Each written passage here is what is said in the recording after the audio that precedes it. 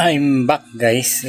Meron tayong nakuhang video no patungkol sa di umano'y panggigipit ni Representative Luistro sa kanyang dating employee.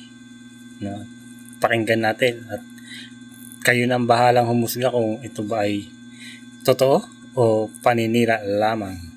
Let's go! Ako may kaibigan sa munisipyo.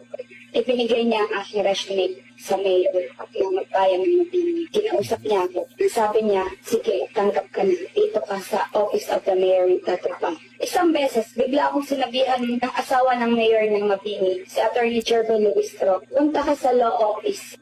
Pumunta ako doon. Hindi ko alam po ang dapat kong gagawin.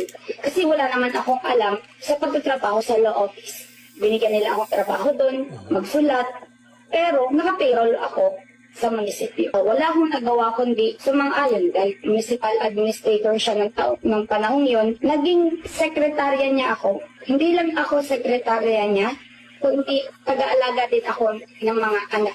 Tumatanggap ang opisina namin ng mga annulment and transfer na wala naman akong kaalam-alam kung paano gawin yun. Tanggap siya ng tanggap. Hanggang kami ay patapunan ng madami. Dahil ang motto niya na panahon yun, kailangan niya ng mga botante ng Mabini. Mga constituent niya yun, kaya kailangan namin gawin anuman ang mangyari. July 2018, lilipat kami ng opisina. Ang internet nakapangalan sa akin. Ang ilaw lahat nakapangalan sa akin. Sabi ko, Madam, kanino po natin ipapangalan ang law office? Sabi, kanino pa? Sa'yo. Alam mo naman, bawal sa akin ipangalan ng law office. Dahil siya nga naman ang municipal administrator, bawal yung conflict of interest yun. Regarding sa pagtanggap ng pera, ganun pa rin. Sa bangko pa rin niya namin isinasayin. Bank account niya sa Bangko Kabayan. May pruweba ako na lahat ng resibo na ibinigay sa amin ng kliyente ay inulog namin sa Bangko Kabayan. Ipinagtatanggol ko siya sa lahat ng tao. Iski sa mga trabahador niya. Lahat pinagtatanggol ko siya. Kasi busy siya. Kaya ganun ang ugali niya. Lahat pinagtatanggol ko. December nang siya ay ma-hospital. December 22 kami nandoon. Mapapasko na. Nandoon pa rin ako sa ospital. Ni wala akong damit. Ni wala akong kahit inalagaan ko siya sa ospital. Dumating sa puntong ako ang nagpapalit ng napkin niya kasi meron siya. Ako ang nagpupunas ng katawan niya. Lahat ng pwedeng gawin ng isang anak sa ina ay ginagawa ko para sa kanya. Ganun kamahal si Mayora nung time na yun. Hindi ko akalain, August 3, hindi ko inaasahan na yun na pala yung kalbaryo ng buhay.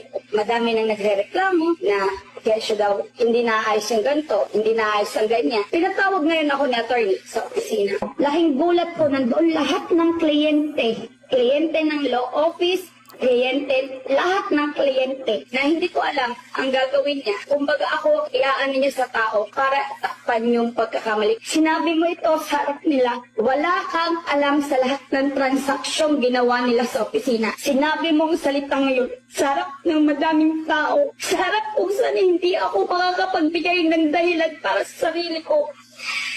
Maya-maya may dumating na pulis, 2 pulis. Dinala mo kami sa conference room sa likod ng opisina ng mayor. Alam ko lahat ng dinadala mo doon. Pinakausap mo sa akin mo ng pulis. Sabi sa akin ng pulis, iimbestigahan ako. Sinasabi ko lahat ng aking ginawa, lahat ng ebidensyang aking kailangan ipakita sa kanila, pinakita ko. Pero hindi nila ako pinakinggan. Wala silang pinakinggan sa akin. Biruin mo, 4 kami sa opisina, ako lang ang ginanto mo. Dumating sa atin, may dalang mga kasulatan. Habang binabasa ko ang ginawa mong kasulatan, hindi lang ako at dinudurog mo. Ibinigay mo ang mga dokumentong dapat kumpirmahan. Ngayon wala sinabi sa akin ang mga pulis na kailangan kong abogado para bago ko pumirma. Ang sinabi lang nila sa akin, kailangan kumpirmahan yan para makalabas ako sa opisinang yun. Wala akong nagawa sa takot ko. Para sa akin. Sa pagpipressure niya sa araw na yun, pinirmahan ko lahat ng dokumento na yun. Na yun ang naging dahilan kung bakit ako hinahawakan mo sa leeg. Tumawag ako sa pamilya ko. Pagkatapos ko pirmahan lahat ng dokumento ginawa mo. Sabi ko, Ma, Pa, Tanda mo yung sakting. kailangan ko na po magbayad ng 1.8 million. Nung walang hawak. Nagpaliwanag ako sa harap ng ete ng Mabini. Ipinakita ko lahat ng deposit slip na ibinigay ko.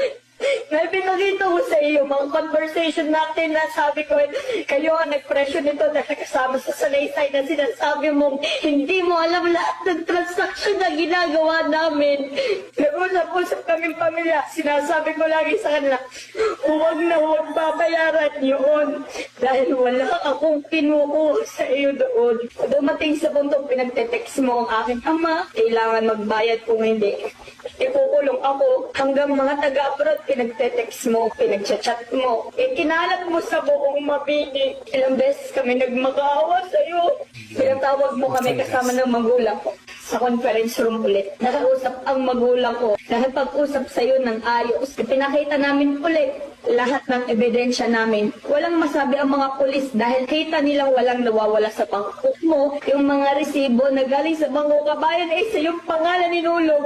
Pumasok ka pa doon at nagtap ka ng lamesa. Sinabi mo, na sinisira mo ang pangalan ko. Grabe, no? Chervil Luistro.